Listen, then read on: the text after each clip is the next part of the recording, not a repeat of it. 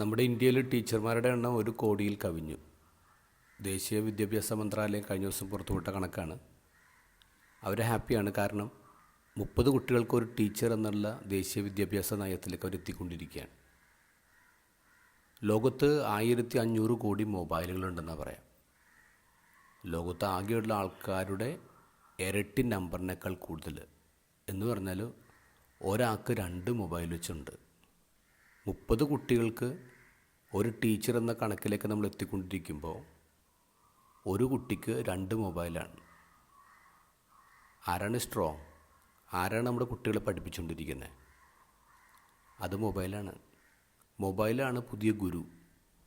കഴിഞ്ഞ ആഴ്ച ന്യൂയോർക്കിലൊരു 16 വയസ്സുകാരൻ ആദം റെയിൻ ആത്മഹത്യ ചെയ്തു.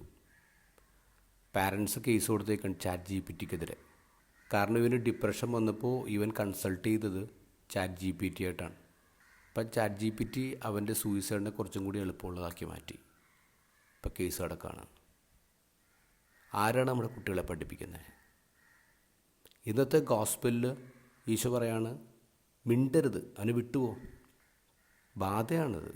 ബാധയോടെ പറയുന്നത്, മിണ്ടരുത്, അവന് വിട്ടുപോ.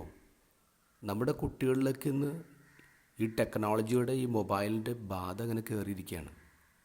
ശക്തമായിട്ട് നമ്മൾ പറയണം, മിണ്ടരുത്, മിണ്ടിക്കരുത്. ഇപ്പോൾ ഒരു 6ാമത്തെ രാജ്യമായി അവിടെ ക്ലാസ് മുറിയിൽ നിന്നും ഈ ടെക്നോളജിയും ഇത്തരം സംവിധാനങ്ങളെ പുറത്താക്കിയിട്ട് ഗെറ്റ് ഔട്ട് അടിച്ചവർ. നമ്മളിപ്പോൾ നമ്മുടെ ക്ലാസ് മുറികളിൽ സ്മാർട്ടാക്കാൻ ഇങ്ങനെ ഓടി നടക്കുകയാണ്. ടെക്നോളജി കൂടുതൽ ഉപയോഗിക്കാൻ വേണ്ടി കുട്ടികളെ പ്രേരിപ്പിക്കുകയാണ്. അപകടമാണ്. ഈശോ പറയുന്നവരെ മിണ്ടിക്കരുത്. നമ്മുടെ കുട്ടികളുടെ ലൈഫിൽ നിന്ന് അവരെ ഇറക്കി വിടണം. Get out.